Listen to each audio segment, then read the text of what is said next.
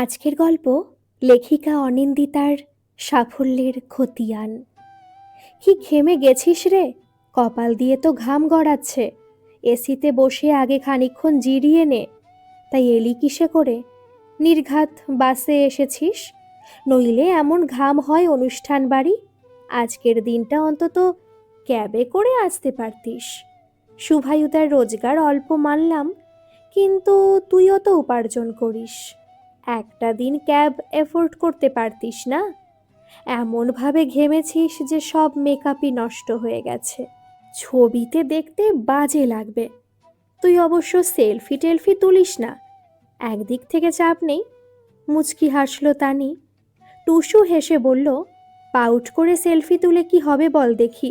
Social media 4টে comment, 20টা reaction, ওসবে আমার কোনো interest নেই।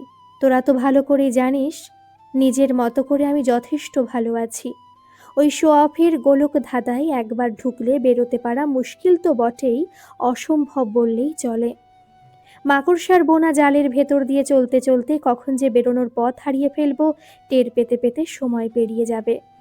আসলে কি জানিস তো দিদি ভাই, অক্ষমের একটাই সম্বল অজুহাত। বিচ্ছিরিভাবে হেসে উঠল তানি। পরে তো এসেছিস একটা সাদামাটা তাঁতের শাড়ি, না কোনো গয়না। হাতের ব্যাগটাও তো মনে হয় ফুটপাত থেকে কেনা। সাজগোজেও তেমন কোনো জেল্লা নেই। ছবি দিবি কিভাবে? এই দেখ, আমি রিনির বিয়ে উপলক্ষে প্যাস্টেল কালারের লেহেঙ্গা কিনেছি, সঙ্গে ম্যাচিং কুন্দন সেট। জমিয়ে নাচবো, রিলস বানাবো, ফটো তুলবো।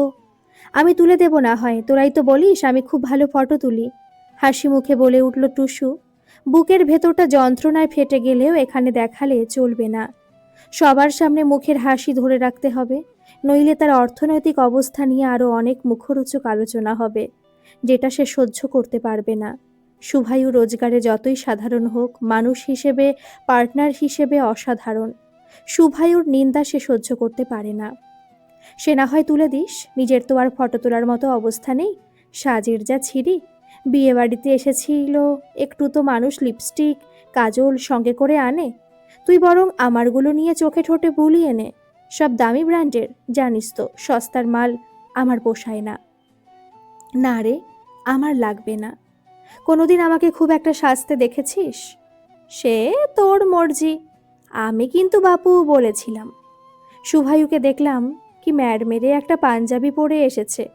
কি করে যে তুই ওই রকম সাদামাটা ছেলের প্রেমে পড়লি? বাড়ির সম্মানের কথাটাও ভাবলি না। জামাইবাবু তো এনেছিল ডাক্তার সুরঞ্জন মিত্রের সম্বন্ধ, অর্থোপেডিক সার্জেন। ভাবতেও পারবি না মাসে কত কামায়, লাখের অঙ্কের রোজগার। এক একটা অপারেশন, পকেটে মোটা টাকা। নিজের বাড়ি, ফ্ল্যাট, গ্যারেজে 2-4টে গাড়ি, কি নেই? রানীর হালে থাকতিস। তোর চাকরি করাতেও ওদের আপত্তি ছিল না। আর তুই কি না সব কিছু ছেড়ে নিজে খেটে খেটে শুভায়ুর কেরিয়ার স্টাবলিশ করার চেষ্টা করে চলেছিস। গম্ভীর মুখে বললেন অরুন্ধতী, টুসুর আপন মাসি। জানিস দিদি রোজ ফোনে দুঃখ করে তোর জন্য, বলে মেয়েটা হয়েছে একেবারে কালিদাসের মতো, নিজের হাতে সাজানো ভাগ্যে কোপ মারল। ফিল্ম ডিরেক্টর হবে বললেই হলো? একজন ডিরেক্টর কি ইউনিটের কত কিছু সামলাতে হয় জানে? সব কিছু কি ছেলের হাতের মোয়া নাকি? ঠিকঠাক ক্যামেরা ধরতে পারে কিনা সন্দেহ। ফিল্ম ডিরেক্টর হবেন? তুই কেন যে অত প্রশ্রয় দিস? বয়সের তুলনায় মুখটাকে গম্ভীর করে বলল আরুনি, টুসুর পিস্তুত বোন।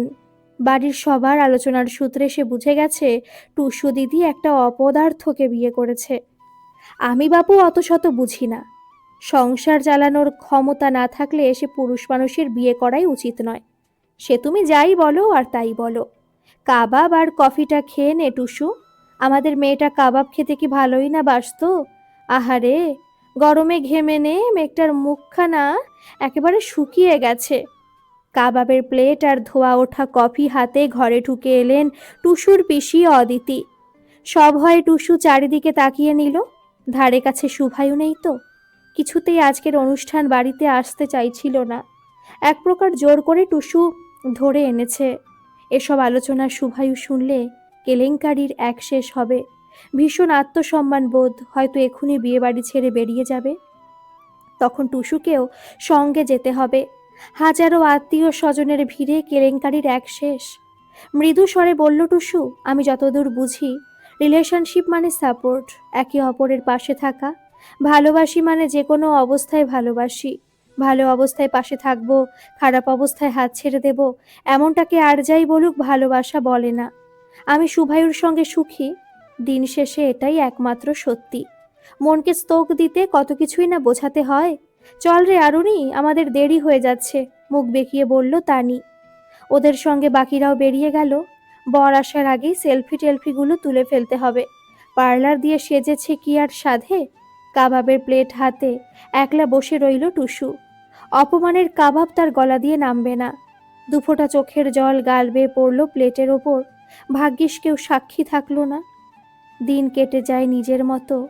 সেদিনের অনুষ্ঠান বাড়িতে সবার বিধিয়ে বলা কথাগুলো টুসুর বুকে শেলের মতো আঘাত হানলেও দাম্পত্য জীবনে তার কোনো প্রভাব পড়েনি। টুসুই পড়তে দেয়নি। দুহাত দিয়ে শুভায়ুকে আঁকড়ে রেখেছে ভালোবাসার বাঁধনে। আজকে মঞ্চের সমস্ত স্পটলাইট শুভায়ুর জন্য। দিবানিশি ছবির জন্য সেরা পরিচালক হিসেবে জাতীয় পুরস্কার জিতেছে যে। পুরস্কার নিতে স্টেজে উঠে ধন্যবাদ জানিয়ে ঈষৎ হাসল শুভায়ু। সঞ্চালক এগিয়ে এসে মাইক হাতে তুলে দিলেন। উপস্থিত সবাইকে ধন্যবাদ জানিয়ে এসে বলতে শুরু করলো, এমন এক বৃহত্তর মঞ্চে আমায় সম্মানিত করার জন্য আপনাদের অসংখ্য ধন্যবাদ। আমার পরিচালিত ছবি আপনাদের ভালো লেগেছে জেনে আমি সবিশেষ কৃতজ্ঞ। তবে স্টেজের আলো হয়তো কোনোদিনই আমার মুখে পড়তো না যদি না আমার মিসেস সাফল্য ব্যর্থতায় আমার পাশে থাকতো। পুরুষকে সফলতা অর্জন করে সাহায্য করে একজন নারী। আমার জীবনে সেই নারী হলেন আমার স্ত্রী টুসু। সমস্ত স্পটলাইট ঘুরে গেল টুসুর দিকে। ভরা মঞ্চে টুসুকে এভাবে সম্মানে ভরিয়ে দেবে শুভায়ু কখনো ভাবেনি টুসু। অদ্ভুত এক ভালো লাগায় ভরে গেছে মন। আনন্দে চোখ দিয়ে জল গড়াচ্ছে। শুভায়ু হেসে টুসুকে ডেকে নিল স্টেজে। পুরস্কারটা হাতে তুলে দিয়ে বলল, এটা তোমার, তোমার আত্মত্যাগেই আমারে প্রাপ্তি। আমায় প্রাপ্তি তোমার হাতে তুলে দিয়ে ধন্য হলাম। বাকরুদ্ধ টুসু মাইক হাতে পেয়েও কিছু বলতে পারল না। প্রাণ ভরে কাঁদতে লাগলো সে।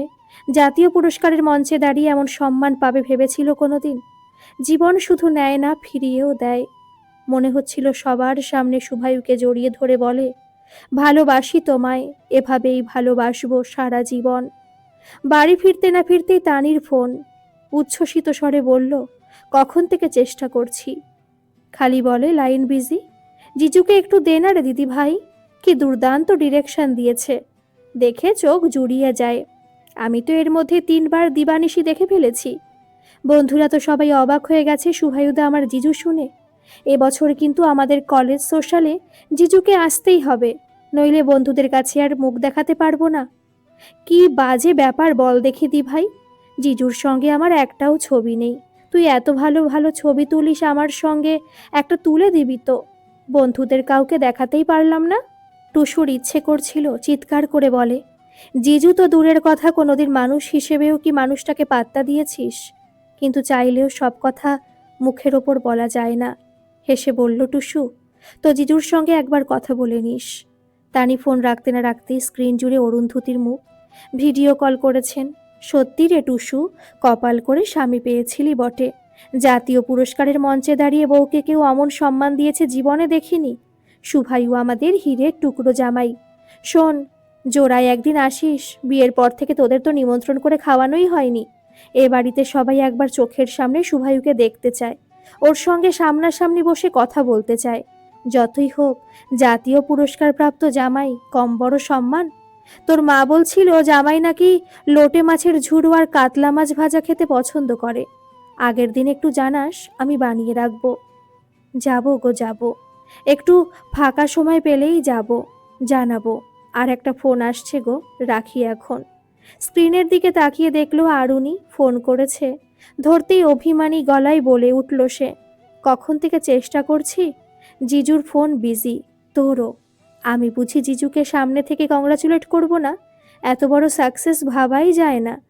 পায়চারি করতে করতে শুভায়ু আরুণের সঙ্গে কথা বলছে। সেদিকে তাকিয়ে একটা দীর্ঘশ্বাস ফেলল টুসু। সাফল্যই বোধ হয় এমন এক জিনিস যা মানুষকে নিমেষে পাল্টে দিতে পারে। আজকের এই গল্পটি আপনাদের কেমন লাগলো বন্ধুরা? অবশ্যই কিন্তু কমেন্টে জানাবেন। আর হ্যাঁ, যারা এখনও আমার এই চ্যানেলটিকে সাবস্ক্রাইব করেননি, তারা প্লিজ একটা সাবস্ক্রাইব করে আমার পাশে থাকবেন। আর হ্যাঁ, পাশে থাকা নোটিফিকেশনের বেল আইকনটা একটু প্রেস করে দেবেন। তাহলে আপনাদের কাছে গল্প আপলোড করলে পৌঁছে যাবে। ধন্যবাদ।